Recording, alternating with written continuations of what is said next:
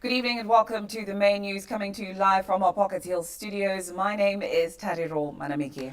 And my name is Marvin Matala, and today we're joined by Noble Maungwa. He will be giving us the bulletin in sign language. And here are the stories in this bulletin. Zimbabwe secures a non-permanent seat on the United Nations Security Council.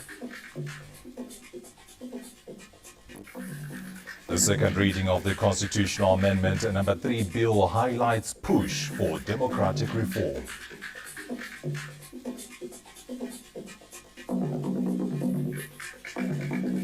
And in business, data-driven approach bolsters Zimbabwe's National Development Strategy 2.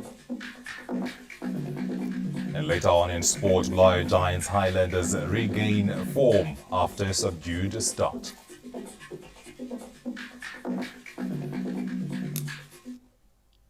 Those were our leading headlines. We now give you the news in detail. Zimbabwe has secured a historic victory on the global diplomatic stage after winning a non-permanent seat on the United Nations Security Council in elections held this Wednesday. The development comes after intensive diplomatic engagements that have been led by the Ministry of Foreign Affairs and International Trade, supported by President Emmerson Mnangagwa's foreign policy thrust of engagement and re-engagement. As Zimbabwe prepares to take its place on the world's most influential peace and security body, questions are being asked about what the victory means for the country, the region, as well as the African continent. And our reporter, Oline Dori, takes a closer look.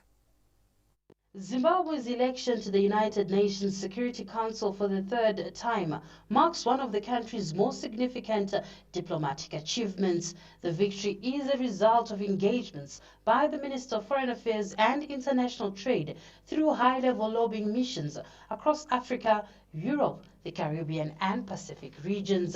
Guided by President Dr. Emmerson Mnangagwa's engagement and re-engagement policy, Zimbabwe intensified bilateral and multilateral engagements aimed at rebuilding partnerships, expanding cooperation and strengthening its voice within international institutions. The bid for this seat is not solely for Zimbabwe, but it is for Africa, the developing world, and all nations that deserve and desire peace, justice, equality, for the benefit of both present and future generations. Zimbabwe's stem as a non-permanent member of the United Nations Security Council will, therefore, focus on the following areas: promoting global peace and security. Zimbabwe will work with members of the United Nations Security Council and other members of the United Nations to promote the peaceful settlement of disputes. We will also advocate for solutions that address the root causes of instability, causes of poverty, and climate-induced security threats. It will be critically important that mechanisms to strengthen conflict prevention, peace building, and sustainable development remain areas of focus. Silencing the guns and combating terrorism. Zimbabwe will champion UN action to support Africa's silencing of the guns strategy, anti-terrorism, and combating organized crime. From strategic meetings with the leaders and regional blocs to participation in major international conferences, Zimbabwe consistently articulated its vision of peace, multilateralism, sustainable development, and respect for sovereignty of nations. The success also reflects a growing international confidence in Zimbabwe's foreign policy direction. It's a very humbling result. 182 countries voted for Zimbabwe, which was the highest of all the votes that were counted today. And it's a big endorsement to the policy of Zimbabwe, of friend to all and an enemy to none. So I want to congratulate His Excellency the President, Dr. Idi Mnangagwa, for leading this campaign and making sure that Zimbabwe gets the record vote that we got today. And we are really very humbled. And we take this responsibility very seriously. Come the time of, this is time for celebration, but it's actually time for responsibility. We are looking forward to working very well with all members of the Security Council and represent 8.3 billion people in this world who are expecting peace and tranquility and living together and making sure that the whole world trusts the decisions that we make, which must be considerate, which must be according to the UN Charter. The country's active participation in regional peace initiatives, climate diplomacy, peacekeeping efforts, and multilateral platforms further strengthened its credentials as a responsible member of the international community. For Africa, Zimbabwe's victory carries much significance. The continent has long advocated for stronger representation within global governance institutions, arguing that Africa's interests and perspectives remain underrepresented despite its population size and contribution to international peace and security. As a member of the Security Council, Zimbabwe will have the opportunity to contribute directly to discussions and decisions affecting global peace and security. The country is expected to champion issues aligned with its strong-standing foreign policy principles, including peaceful resolutions of dispute, respect for sovereignty, non-interference in internal affairs, sustainable development, and equitable international cooperation. Beyond diplomacy, the Security Council seats presents opportunities for Zimbabwe to strengthen bilateral relations further. Membership is expected to increase international engagement, attract new partnerships, and provide additional platform for dialogue with countries and institutions across the world. For Zimbabwe, the Security Council victory is more than a diplomatic milestone. It reflects a foreign policy strategy that has sought to expand international engagement, strengthen partnerships, and position the country as an active contributor to regional and global peace. As the nation prepares to take up its responsibilities on the Security Council, expectations are high that Zimbabwe will use the platform to advance national interests and Africa's collective aspirations for peace, security, and sustainable development. Olina Ndori, ZBC News. Now, the President, Dr. Emmerson Mnangagwa, says Zimbabwe's election as a non-permanent member of the United Nations Security Council, which will be spanning from 2027 into 2028 at the United Nations General Assembly in New York this Wednesday, marks a significant diplomatic milestone for the nation. Now, writing on his official X handle, the head of state said the resounding victory underscores the effectiveness of the country's engagement and re-engagement agenda, demonstrating the global community confidence in Zimbabwe's leadership as well as commitment to international peace. Now, President Mnangagwa said the stage is set for the country to now contribute meaningfully to international peace, security, and multilateral cooperation, thus championing a fairer and more equitable global order while amplifying Africa's voice. Now, the president expressed gratitude to the United Nations member states for supporting Zimbabwe's bid, while also praising the country's diplomatic team for this outstanding achievement. Now, to help us dig deeper into this issue, we have in studio our foreign editor, Olin Ndori. Olin, good evening, and thank you for joining us right here on the main news. Good evening, Malvin, and thanks for having me. Now, we have just seen that story that was just aired right there. Some of the issues you did touch on, but we now want to know further from you. Zimbabwe has secured this non-permanent seat on the United Nations Security Council, and you have been covering it since the beginning. What does this mean now on the foreign policy perspective for Zimbabwe? Thanks so much, Marvin. As you rightly put, it has been a long 9 months since the president launched the bid in September last year. So today's win, it was a landslide win. 182 votes out of 190. Zimbabwe got the highest votes out of all the countries that were voted into the Security Council today. You talk about Austria, Portugal, Trinidad and Tobago, as well as Kazakhstan. So this is a monumental moment for Zimbabwe, a moment where our diplomatic thrust, being led by the president, was endorsed by the entire global community at the General Assembly. So it demonstrates international confidence in Zimbabwe.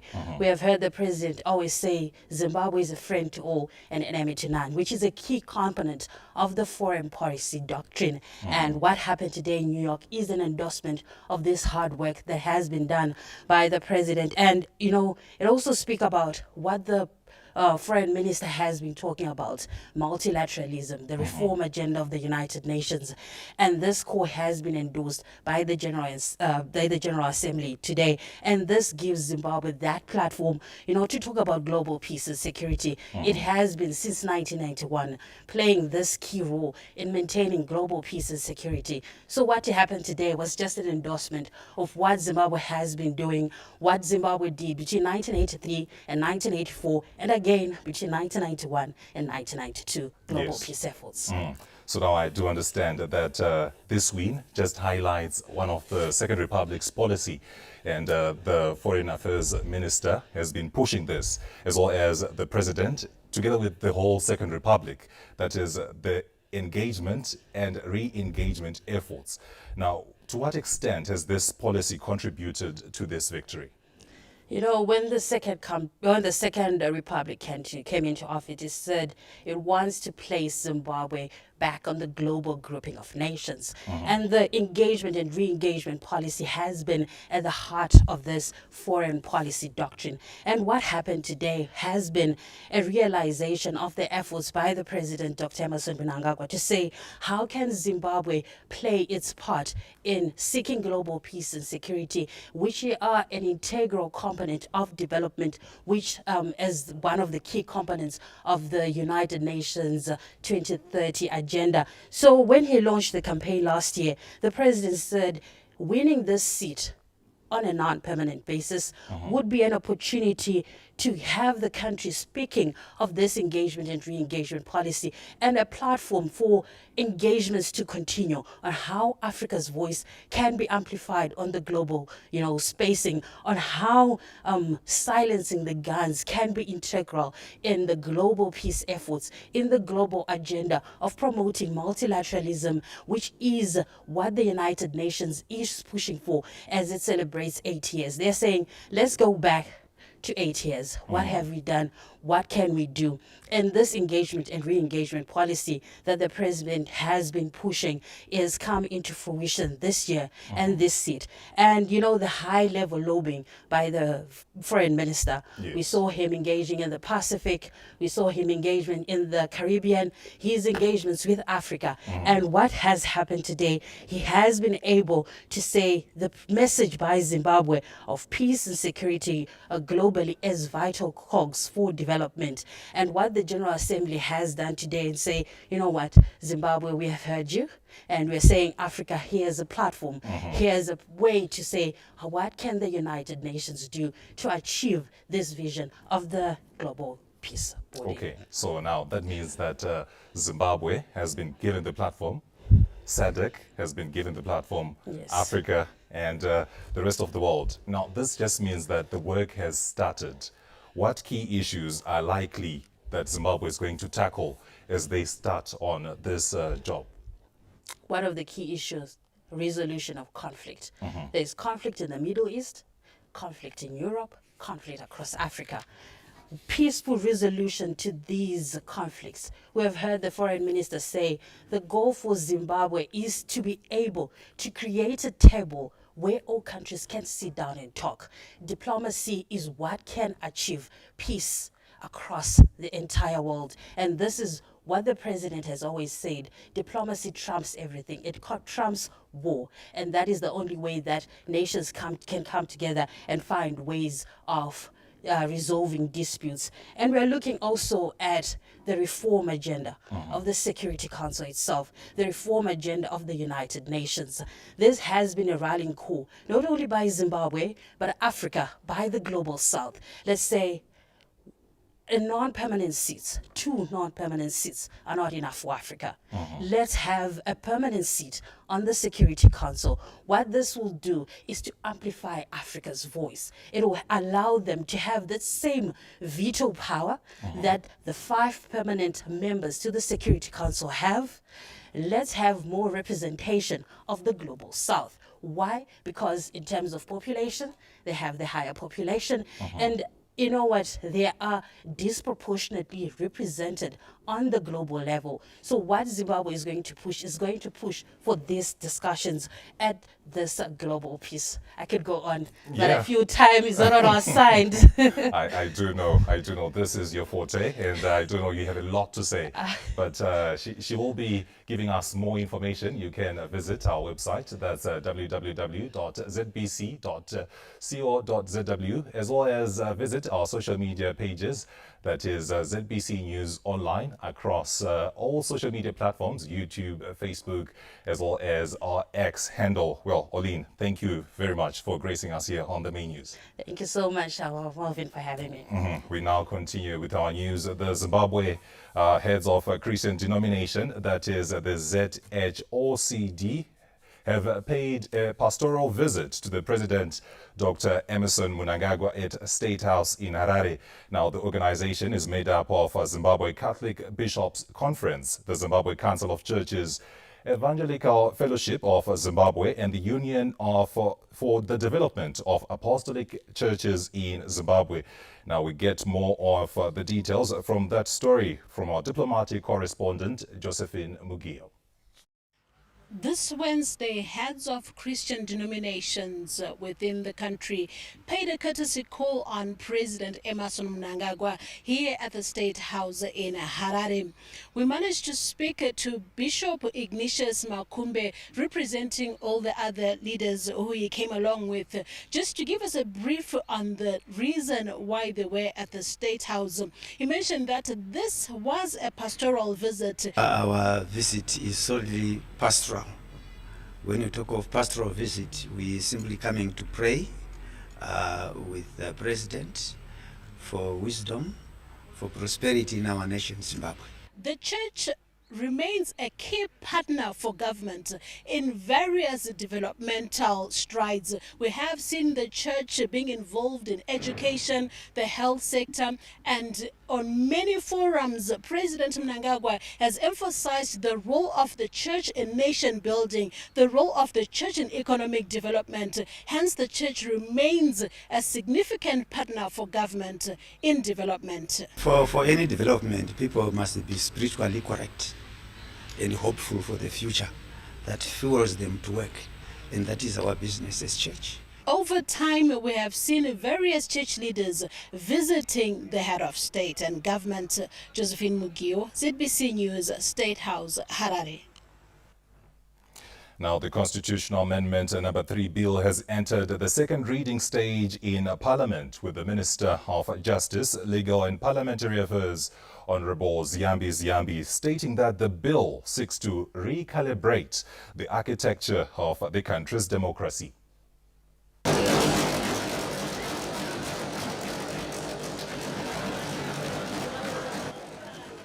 This aptly captures the mood within the August House as the Minister of Justice, Legal and Parliamentary Affairs, Honorable Ziyambi Ziyambi, took to the stage for the second reading of the Constitutional Amendment number 3 bill. Honorable Ziyambi Ziyambi started by debunking the myths around CAP 3, stating that it is meant to recalibrate the architecture of the country's democracy institutions, not individuals. 5 things this bill simply does not do.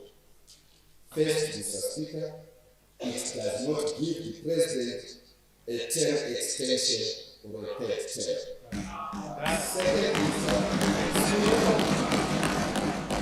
it does not take away the right to vote, which is enshrined in the time-honored principle of universal suffrage. Third, it does not at all concern itself with succession in any political party. Fourth, it does not postpone the nation's elections to some distant or unknown year. Lastly, fifth, it does not concentrate power or the running of elections in the hands of the president. None of these things is true of the bill before this Honourable House. Using a parliamentary process for the election of the president, according to Honourable Zyambi, is meant to deal with afflictions for the past 3 decades associated with direct electoral process. The way we have chosen our president since 1990, and the short, dysfunctional and restless electoral cycle in which we have done so.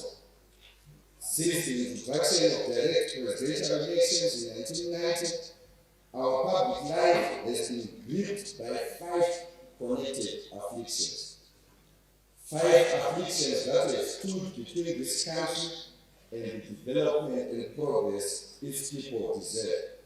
They are not separate problems. They feed one another, and each electoral cycle has made them worse. The first, Mr. Speaker, is the perennially disputed presidential election. Every contest for the president this nation has held since the turn of the century in 2000, 2002, 2008, 2013, 2018, and again in 2023 has been marked by relentless allegations of violence, of rigging, of opacity, eroding public trust, and the legitimacy of the result. This is not my characterization alone, Mr. Speaker. It is documented notably in the observer reports of the AU, of the SADC reports, and of the Commonwealth, which have linked these disputes to economic sanctions against our country and to the flight of investment. By some estimates, as much as USD 50 to 70 billion of investment opportunities lost over these years.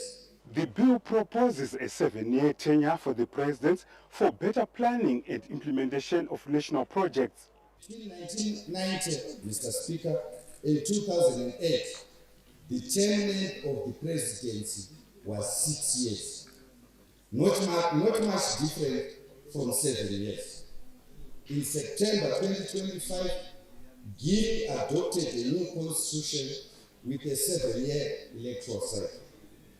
France operated a 7-year presidential term for the better part of 127 years, Mr. Speaker.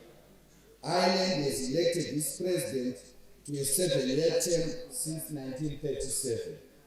A 5-year cycle, properly counted, yields at best 2 years of genuine, uninterrupted government. The first consumed by transition, the last by the next campaign. 7 years gives a government the time to see a major program through from design to delivery and to be judged not on what is promised but on what is built. Mr. Speaker, so consider what that time makes possible. Time to plan beyond the next ballot so that a budget saves a decade, not a season. Time to build the roads, the dams, the power that a developing nation cannot complete in the gap between 2 campaigns. Time to carry a program such as Vision 2030 through to completion. Time in the end simply to govern. The second reading of the bill paved way for further debate with the Parliamentary Committee presenting their report regarding public submissions made over the 90-day window period. Debate around Cap 3 will take precedence as other parliamentary business has been suspended in respect of the bill. Bruce Chawanda, SABC News, Manda Abden. Meanwhile, the chairperson of the Parliamentary Portfolio Committee on Justice, Legal and Parliamentary Affairs, Honorable Edison Zhobgo Jr., has revealed that the bill received overwhelming public support during countrywide consultations. Well, proceedings in the National Assembly began with a motion by the Honourable Minister of Justice, Legal and Parliamentary Affairs to suspend with immediate effect the automatic adjournment of the House and normal Parliament business, given the weight of the Constitutional Amendment No. 3 bill, which has garnered national interest. And as soon as Honourable Ziyambi concluded the second reading of the proposed law, the chairperson of the Parliamentary Portfolio Committee on Justice, Legal and Parliamentary Affairs, Honourable Edison Zhobgo Jr., presented a report on the findings of the public consultation process of the bill. 537,102 submissions were in support of the bill. 2,945 of the submissions were against the bill. He added that feedback from the consultations indicated that the majority of citizens were in support of the establishment of the Delimitation Commission. The majority of submissions strongly favored the establishment of a separate Delimitation Commission, arguing it would significantly alleviate the heavy workload currently borne by ZEC. The majority believed that a dedicated entity would foster greater fairness, transparency, and accessibility throughout the electoral process.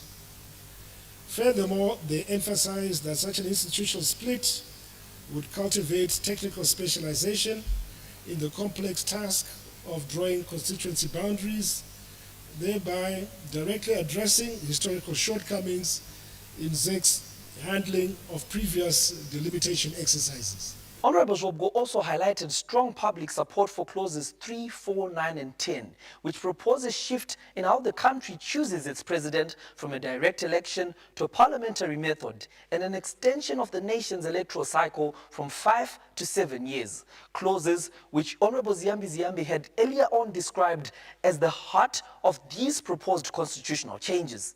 The majority of submissions strongly favored this amendment, arguing that the proposed model would foster greater collaboration and mutual confidence between the executive and the parliament, ultimately enhancing governance and policy alignment. They emphasized that electing the president through parliament would substantially reduce the immense financial cost of organizing nationwide presidential elections.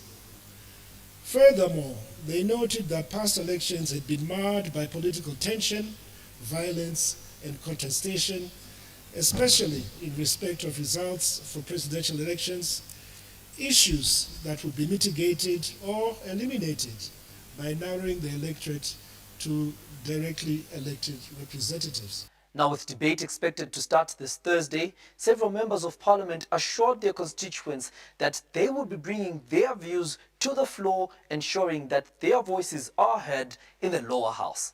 The bill was accepted wholeheartedly. Even at public consultations, we had many people come out to those consultations and were given a chance to express themselves. There was overwhelming support. Mangwan, patrukupinda muku khasirana kwe bill number 3 mu house. Ndakaemerera mutema msikantu nechipinge cheshe tinoti isusu bill number 3 rakatinakira yambo. Bill number 3 rinoite kuti zviro zvirambe zveienderera mberi. Ini constituency yangu iri kufara yesa haina dambudziko.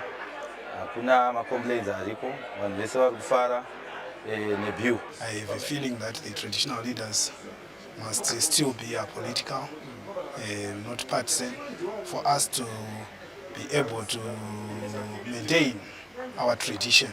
The constitutional amendment simply is speaking to continuity, stability of our nation. The day ended with the Speaker of Parliament, Advocate Jacob Mudenda, adjourning the House, urging members of Parliament to assimilate the second reading by Honourable Ziyambi and the report by Honourable Zhobgo in preparation for debate. And once debate is completed, Honourable Ziyambi will now respond to their submissions, indicating whether a consideration will be made. Panashina Goli, ZBC News, Harare. Let's move on to other news. Zimbabwe has intensified its Ebola preparedness measures, with health authorities expressing confidence in the country's ability to detect and respond to any potential cases. Our health editor, Abigail Tembo, reports. The Harare-Chirundu Highway is more than just a road linking Zimbabwe to the rest of the region. Every day, hundreds of trucks, buses, and private vehicles pass through this corridor, carrying people and goods across borders. But as countries remain on alert against Ebola, this route has also become one of the most critical front lines in Zimbabwe's disease surveillance system.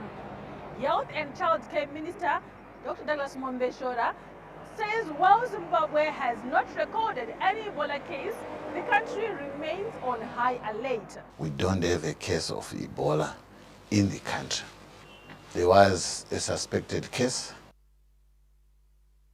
a case which was admitted at Wilkins last week on Friday, but it turned up it was malaria. They tested malaria was positive. But we have used that system, that case, to test our systems to see the gaps in terms of how we would respond to any cases that are real. Training has been started. We are not training specifically for Ebola, but for any infectious disease, infection prevention and control. The exercise confirmed that Zimbabwe's surveillance systems are functional and capable of rapidly identifying suspected cases. However, authorities acknowledge that more work is needed to strengthen isolation facilities and preparedness infrastructure at strategic entry points. At our airports, we have actually thermoscanners, but at our land borders, we are using handheld temperature devices. For a nation strategically positioned at the crossroads of regional trade and transport, preparedness remains the strongest defense against imported disease outbreaks. While the risk of Ebola reaching Zimbabwe remains low, authorities say vigilance cannot be relaxed. Abigail Tembo, ZBC News, Harare. The national winter wheat outlook is looking good, with over 100,000 hectares planted so far, with the government extending the planting period to June the 15th to achieve 125,000 hectares this year. The bulk of the winter wheat crop planted within the window period of May is doing very well, and the government has already extended the planting period from the 31st of May to the 15th of this month. Joining us here in Mazoe district is the Permanent Secretary in the Ministry of Agriculture, Professor Obed Jiri. Our farmers responded very well into planting the wheat. Our target is 125,000 hectares. So far, we've planted slightly over 100,000 hectares across the country. Government has put in place programs to support farmers to grow it this season.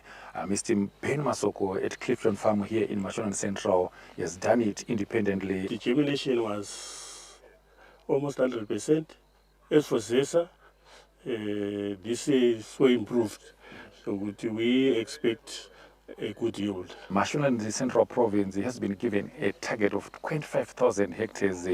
And joining us here is the Permanent Secretary for Provincial Affairs and Devolution, Mr. Timothy Margaret, to tell us how far Mashonaland Central has gone in planting wheat. More than 80% of the planting has been done, as you could see from this. Most of the crop, 80% is almost this level. This year, the country is expecting to produce over 660,000 metric tons of the cereal crop, and the producer price for wheat has been increased up to $524 per metric ton, up from 460 United States dollars per metric ton.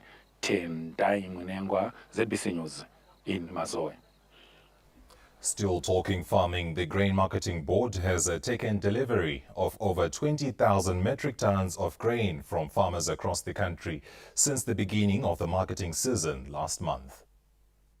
The Grain Marketing Board, GMB, has established over 1,500 mobile buying points across the country, apart from the existing 89 depots, to ensure farmers have easy access in marketing their grain. Since the onset of the marketing season on the 1st of April, farmers have delivered more than 20,000 metric tons of grain to the Grain Marketing Board. We really appreciate the efforts by our GA farmers. We are also aggregating on behalf of millers, stock feed manufacturers, and other private players. So GMB is taking grain. GMB of late is paying farmers 70% of the deliveries in USD payments and 30% only in ZIG. And the 70% portion, which is the USD component, is being cleared within 7 days of delivery. And to date, GMB does not owe any farmer any USD component, which has since been cleared off.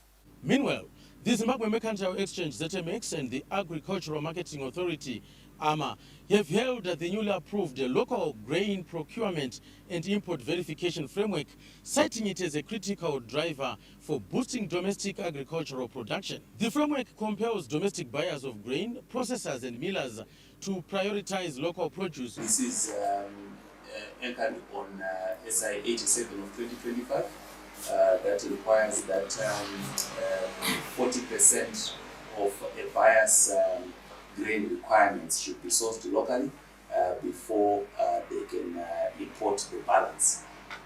So ZMX is coming in as a provider of the infrastructure or the platform that makes it easier for both buyers and sellers to transact within the framework of that SI 87. We realized that we opened the marketing season on 1 April, and we are saying to all buyers, processors and millers, please be encouraged to go and purchase 40% of your requirements for your milling plants from our local farmers in Zimbabwe. This policy is going to encourage our farmers to know that if they produce, they will have a ready market. These developments come at a time the Grain Marketing Board, GMB, has also transitioned to smart grain silos, representing a shift in Zimbabwe's approach to grain storage facilities. John Nandara, ZBC News, Harare.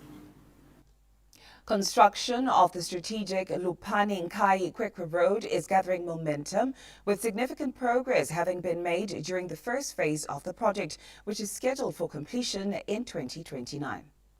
The 240-kilometer highway is being constructed through a partnership between government and local contractor Road Trackers, a PP model that is easing pressure on Treasury while speeding up project completion. Project engineers are currently focusing on the first 10-kilometer stretch where major groundwork has already been completed. We have completed the subgrade base 3 and base 2 for the entire 10 kilometers, with base 1 already now at 6 kilometers, which we are now also moving on to the next stage of our construction, which is just behind me, where we are now priming. Work continues on the other portions of the first 10 kilometers ahead of surfacing. This is just a part of the process where we have hauled our material, and we are now doing the spread and compaction of the material.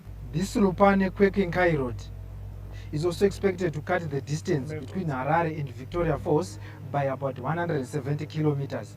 This is also expected to improve the turnaround time for deliveries, as well as cutting transport costs.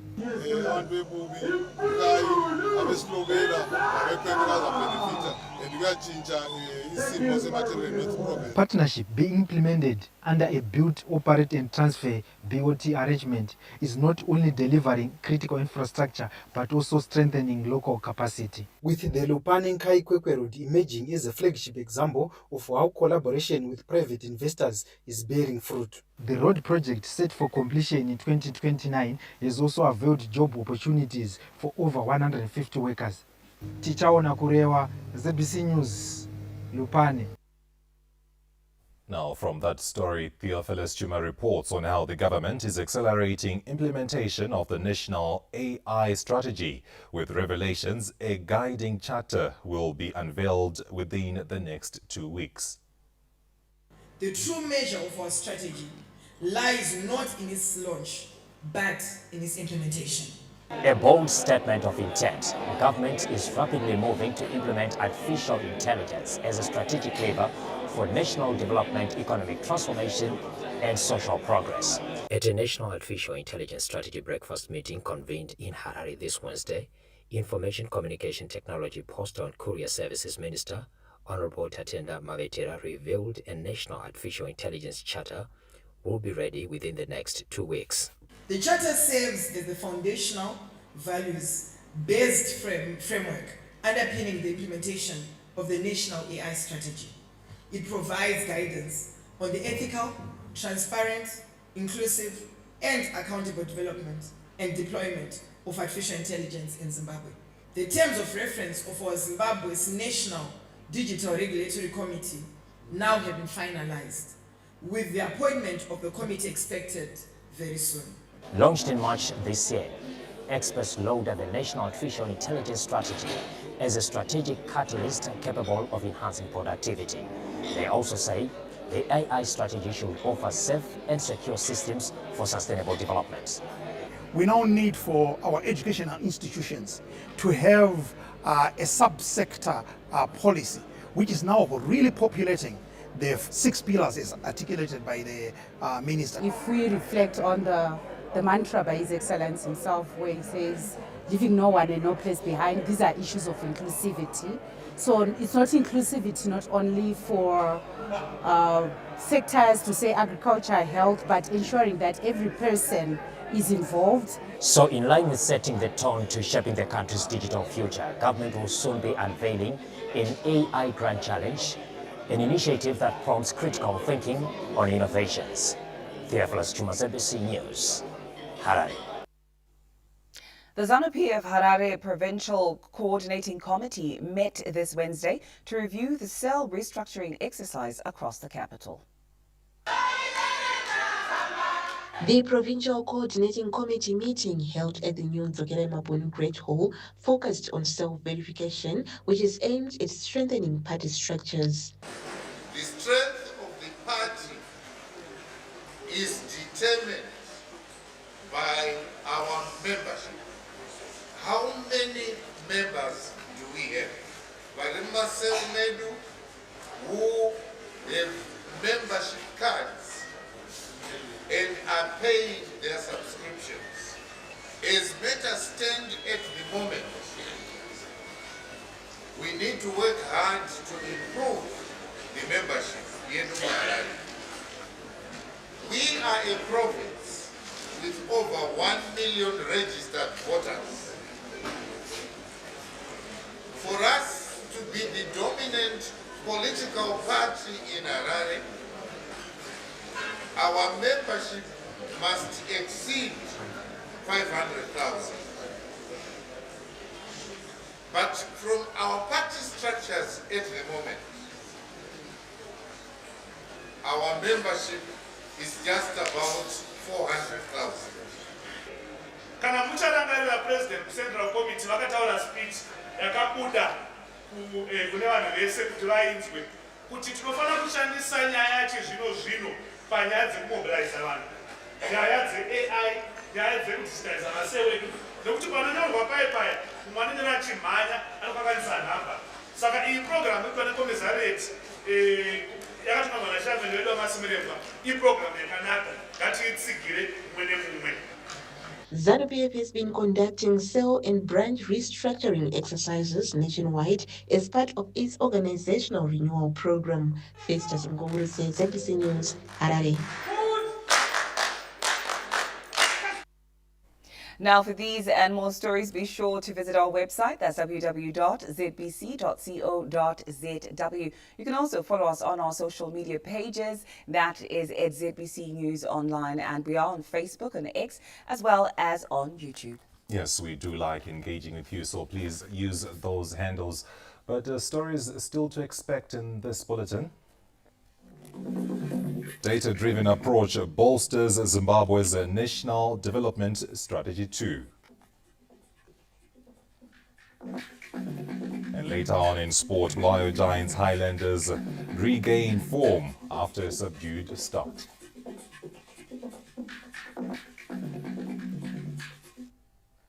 Well, the main news takes a short break. Stay with us.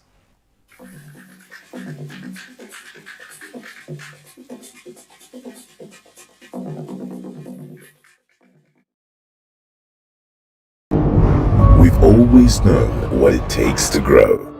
But this is what it feels like to finally step inside the dream.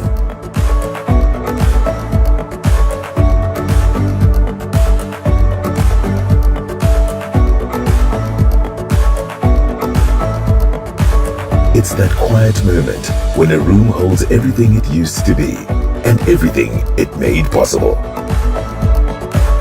That this is actually mine feeling when the first payment hits.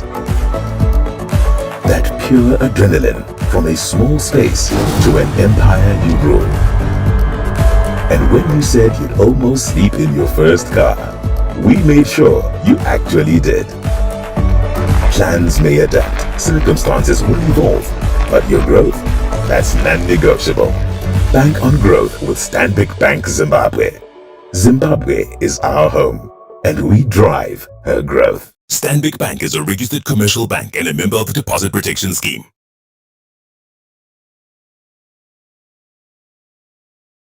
We're the people who move before the dust settles and answer without being called. We read the land like a promise and mend what didn't hold. We carry more than cargo.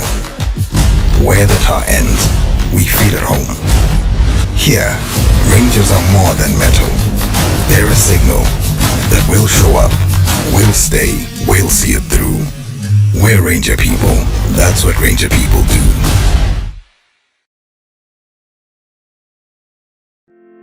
The voluntary disclosure opportunity is open to taxpayers who may not yet be fully compliant with their tax obligations. This includes unregistered businesses, informal sector operators, online and digital service earners, trusts, rental income earners, transport and taxi operators, as well as virtual asset traders. Take this opportunity to regularize your tax affairs before the 30th of June 2026 and move forward with confidence. Step forward, disclose, comply.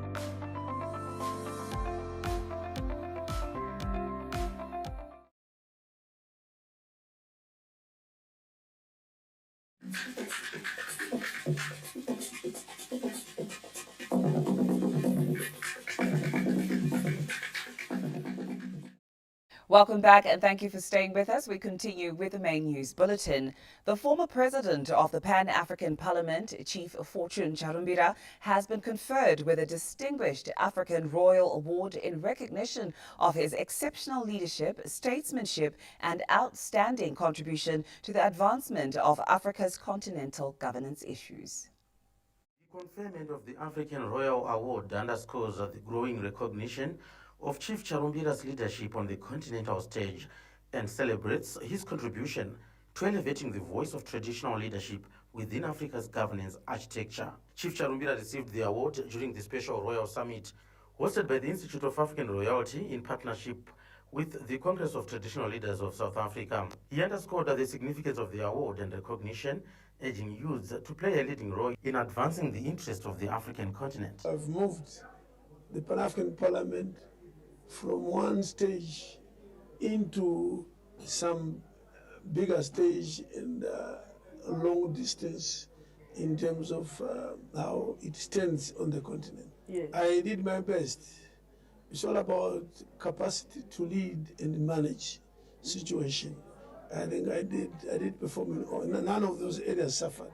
We need to create opportunities where the youth themselves can be creative, innovative, and be able to expand the economy through their own activities. Yes. What is important is how do you empower them to be able to do that? First of all, it goes education. But education which has no particular skills, which does not train them to think, rather than to accept what others have already created on their purpose. We need to empower them to think. Yes. And then create opportunities for them so that we can support them. The African Royal Award celebrates individuals whose achievements have had a significant impact on the continent and who exemplify the values of integrity, unity, and visionary leadership. John Nandala, ZBC News, Harare. Now, stakeholders in the health sector have raised a concern over the rate of teenage pregnancies in Matabeleland South Province, which now hovers above 27%. According to the Zimbabwe National Family Planning Council, 40% of the 190,000 women of childbearing age do not use modern methods of family planning, with 40% of that number not involved. Statistics further reveal that teenage pregnancy incidence rate hovers above 27%, which is above the national rate of 23%. This lays bare the gaps that exist in rural communities on community involvement in dealing with child sexual exploitation and the need to adopt family planning methods for teenage adults. What is worrying particularly with the family planning currently in North South is the incidence of teenage pregnancy, which is quite high, above the national average, which is about, the national average is about 23%, and we're at about 27% as a province. So that is a bit worrying. That means our young people are indulging early and without protection. And that predisposes them to a number of challenges. It could be school dropouts, it could be incidences of STIs and issues around HIV. So those are some of the challenges that we're noting, as well as low male involvement. In response, the Minister of Health and Childcare is making strides in improving maternal health care for all childbearing age groups. To note that we've got a significant number of teenagers that are coming to our institutions to deliver. However, we've tried by all means to make sure that the services that we offer are teenagers or child-friendly, whereby our healthcare workers pay particular attention to their special needs, provide them some privacy counseling sessions so that they understand that when they seek care to our institutions, we will then not victimize or judge them on the outcome of their situations. Through a wide range of strategies, Matabeleland South has made strides in reducing HIV incidence rate, teenage pregnancies, as well as drug and substance abuse among youths. Providence Maranelli, ZBC News, Gwanda.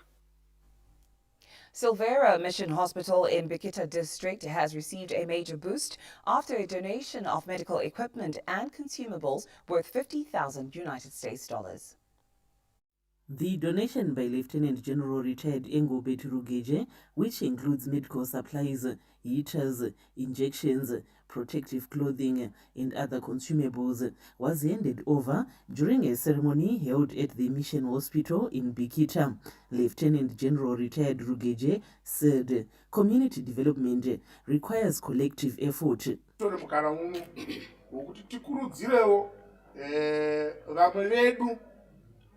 Kunyanya vemunharaunda ino yemubhikita muno kuti vanokwanisawo nepadoko pavanogona ngavauyewo vatutsire pane zvataita izvi, nokuti kuti community yedu irarame hunge taibatsira, kuti community yedu ibudirire hunge vakagwinya. The hospital administration expressed gratitude for the donation, describing it as timely and significant in strengthening service delivery. The donation comes at a time when government is making efforts to strengthen the country's health system. Let's now take another short breather. We come back with more news.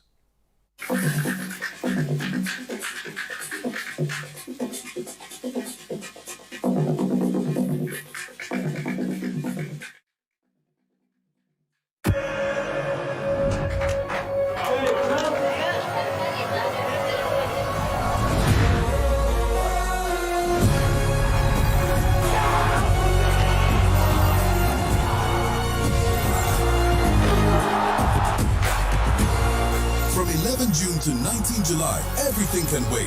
The FIFA World Cup 2026. Catch all 104 matches from as little as $10. Live on SuperSport, only on DSTV.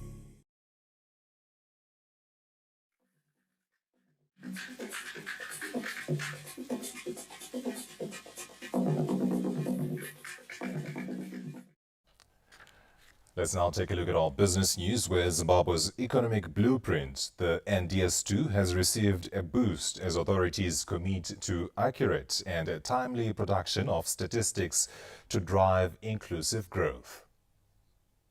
Government agencies, ministries, and departments, including development partners as well as the private sector, met this Wednesday here to discuss on the importance of accurate data, especially statistics, in terms of overall policy formulation. We are currently evaluating the National Strategy for the Development of Statistics 4, which was running for the year 2021 to 2025, and also developing a new strategy for statistics, which is codenamed NSDS 4. In this NSDS, this is the framework where we put the aspirations of the nation with regards to statistics development. And what we are saying is the NSDS4 reflects what we are tracking as a nation in the National Development Strategy too. But what is the importance of coming up with relevant data towards policy formulations? The most important, I think, aspect for us is to make data a friend to everybody. That data helps us inform decisions, helps us correct where we've slacked behind, helps us refocus where we need to refocus, so we can drive the agenda of NDS2 to make Zimbabwe an upper middle income society by 2030. Under the National Development Strategy 2, effective data dissemination is considered an important element in identifying challenges, offering solutions, as well as ensuring that Zimbabwe can achieve the targeted annual growth rates of at least 5%. Stanley James, ZBC News, Harare. Now in art news, contemporary gospel Afro-jazz musician Vuyo Brown Star continues to shine, with the artist billed to perform at a show dubbed the Vuyo Brown Concert, which is part of the Bulawayo Arts Festival this Saturday.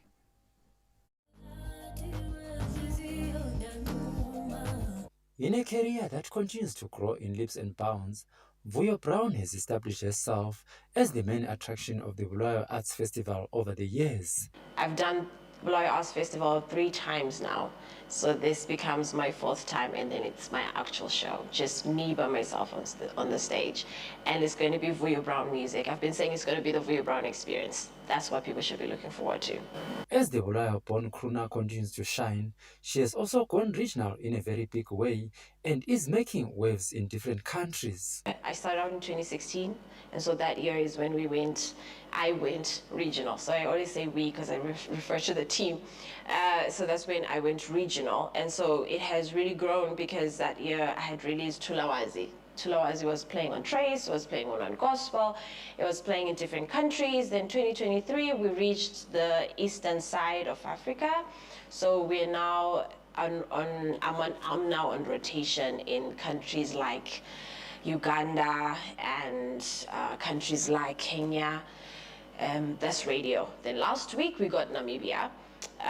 TV, we already had radio, so the music has grown because the genres that I do, the different genres that I do, they reach out to different areas of the world. Now with over a decade strumming the musical chords, Vuyo Brown has established herself as a respected voice in Zimbabwean music, known for healing vocals and inspiring lyrics. Popular tracks like Tulawazi, Ndikuxolele and Vuyani have made her a household name in contemporary gospel jazz. Mhlomo Lingcobe, ZBC News, Bulawayo. Now from the local league to the much anticipated FIFA World Cup, a lot is happening in sport, and we take a look at that in sport after this break.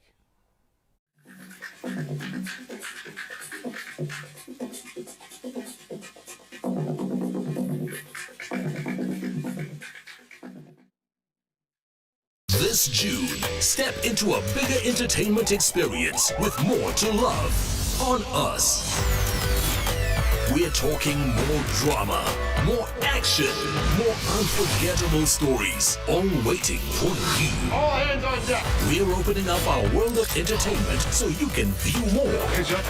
This June, pay for your current DSTV subscription and we'll upgrade you at no extra cost.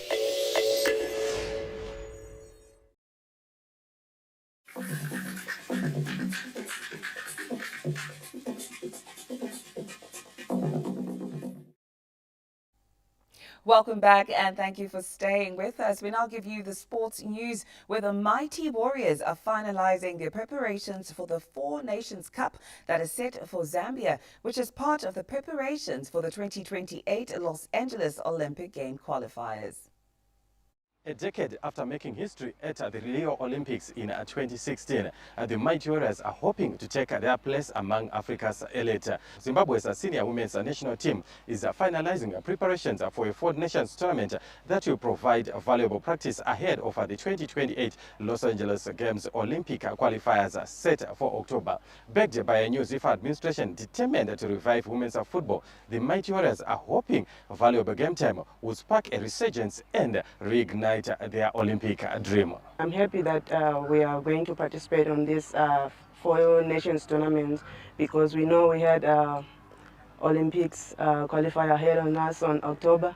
So we're really grateful for this opportunity. This is really an important time right now to make sure that we're set before we start our next movement forward.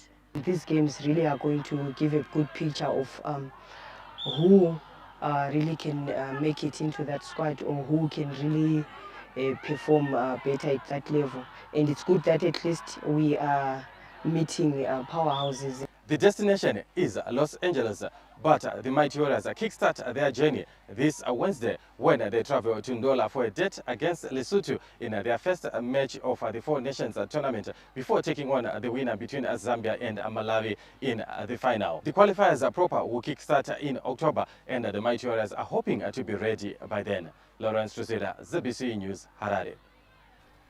And in the Kasolaga Premier Soccer League, it seems Bulawayo Giants Highlanders are slowly finding their feet under coach Benjani Warwari after a subdued start to the season. Sluggish start to the campaign saw Highlanders end the unwanted take of draw specialists. 15 matches into the season, the Poso machine is finally gathering momentum. The Bulawayo Giants have climbed to 7th on the log, just 6 points behind the leading quartet of Hard Rock, Scotland, Rentals and Cape United. Highlanders have amassed 11 points from their last 5 outings, claiming impressive victories over Triangle, Hard Rock and FC Hunters. The only blemish during that run were draws against Ngezi Platinum Stars and an improving Manica Diamond side. Despite the resurgence, coach Benjani Warwari remains grounded, insisting his focus is on the rebuilding process. When we are working on something, remember we are building.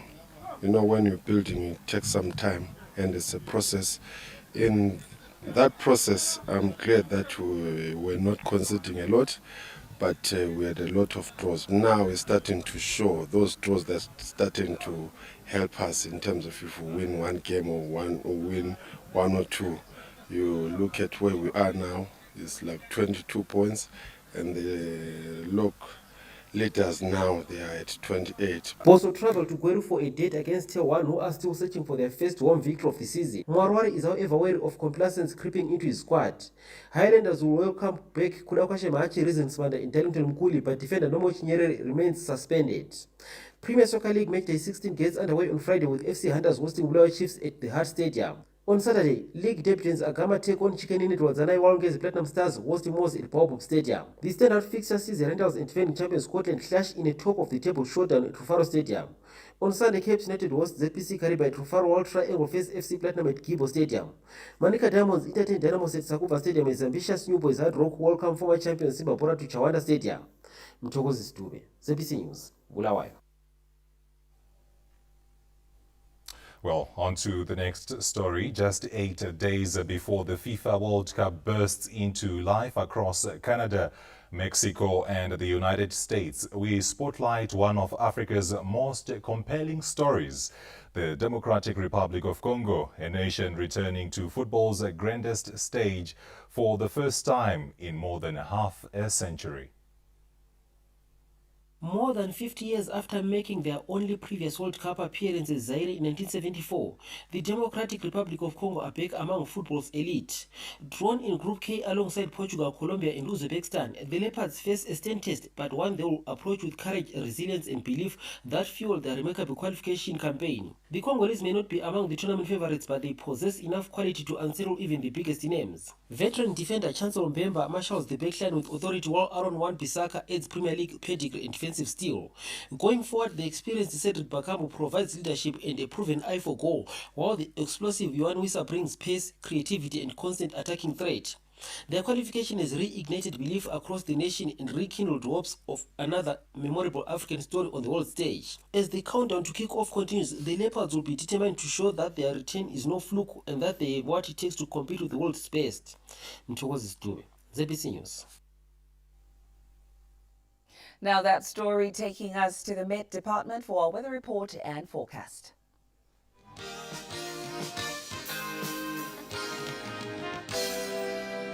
Thank you for joining us. It is time for your evening weather report and forecast. My name is Benjamin Kwaramba. I hope I find you well. We had some slight drizzle over the Wedza area in the early hours of today. While most areas of the country had cold morning conditions, and by afternoon, sunny and mild conditions had set in right across the whole country.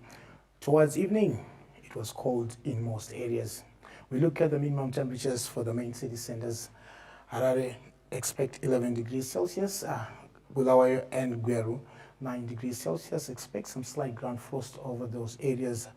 Gwanda 15 for Chirezi, Mutare with 11, same for Gokwe.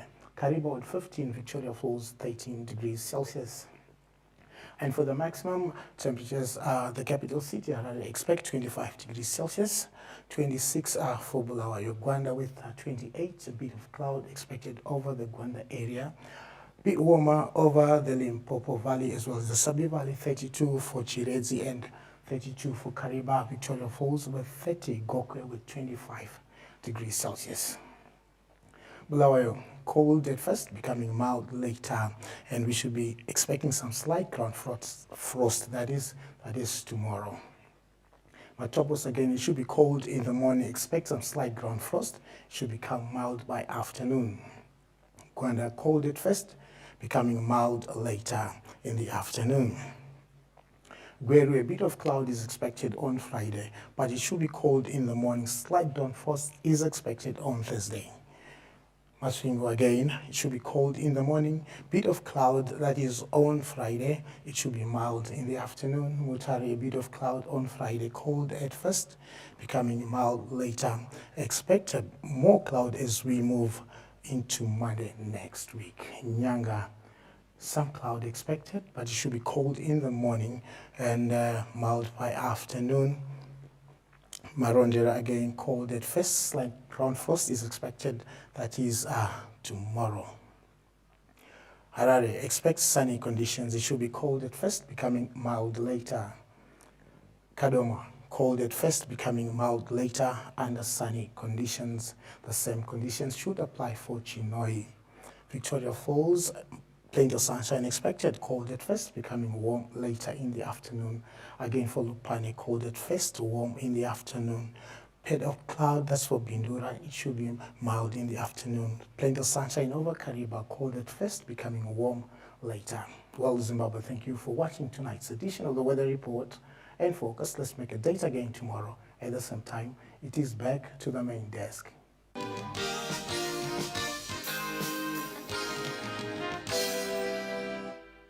Well, many thanks to the Met Department for giving us the weather. And that's it for today on the main news desk. I am Malvin Matala together with Tariro as well as Noble and the entire crew behind the scenes. From us here, good night. Good night.